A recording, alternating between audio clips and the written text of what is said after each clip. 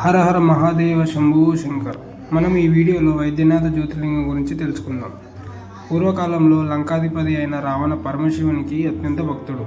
అతడు గొప్ప పండితుడు, మహాయోధుడే మాత్రం కాకుండా శివభక్తుల్లో అగ్రగణ్యుడు కూడా.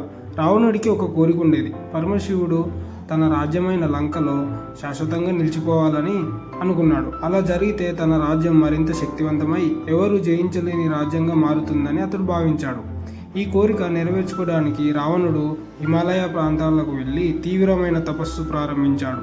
ఎన్నో సంవత్సరాలు ఆహారం నిద్ర లేకుండా శివుని ధ్యానం చేశాడు. అయినప్పటికీ శివుడు ప్రత్యక్షం కాలేదు.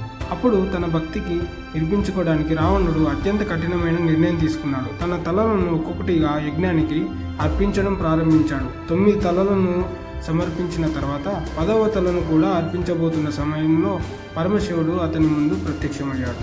రావణుడి అపారమైన భక్తిని ప్రసన్నుడైన పరమశివుడు అతని తలలను తిరిగి అమర్చి గాయాలను నయం చేశాడు. వైద్యుడు ఇలా చికిత్స చేసినందువల్ల శివుడు వైద్యనాథుడు అనే పేరుతో ప్రసిద్ధి చెందాడు.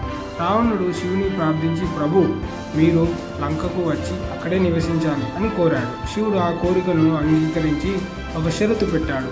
ఆయన ఇచ్చిన శివలింగాన్ని రావణుడు స్వయంగా మోసుకెళ్ళి మార్గమధ్యంలో ఎక్కడా నేలపై ఉంచకూడదు. ఒకసారి నేలపై ఉంచితే ఆ లింగం అక్కడే స్థిరపడిపోతుందని శివుడు చెప్పాడు. రావణుడు శివలింగాన్ని భక్తితో మోసుకుంటూ లంక వైపు బయలుదేరాడు. ఇదంతా చూసిన దేవతలు భయపడ్డారు. శివుడు లంకలో స్థిరపడితే రావణుడు మరింత అయోధ్యుడవుతాడని వారు ఆందోళన చెందారు. అందుకే దేవతలు మహావిష్ణువుని ప్రార్థించారు. విష్ణువు ఒక ఉపాయం ఆలోచించాడు. తన మాయలో రావణుడికి మార్గమధ్యంలో అత్యవసరంగా మూత విసర్జన చేయాల్సిన పరిస్థితి కలిగింది. ఆ సమయంలో విష్ణువు ఒక చిన్న కాపరి బాలుడి రూపంలో అక్కడ ప్రత్యక్షమయ్యాడు. రావణుడు ఆ బాలుడిని చూసి కొద్దిసేపు శివలింగాన్ని పట్టుకోమని కోరాడు.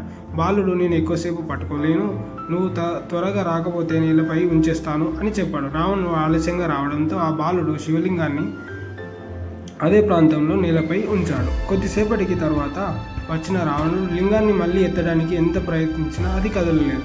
అతడు కోపంతో తన బొటనవేలుతో లింగాన్ని బలంగా నొక్కడానికి పురాణాలు చెబుతున్నాయి. ఆ గుర్తు ఇప్పటికీ లింగంపై ఉందని భక్తులు విశ్వసిస్తారు. చివరకు ఇది పరమశివుని సంకల్పానికి గ్రహించిన రావణుడు అక్కడే శివుని భక్తితో పూజించాడు. ఆ పవిత్ర స్థలం తర్వాత కాలంలో వైద్యనాథ జ్యోతిర్లింగంగా ప్రసిద్ధి పొందింది.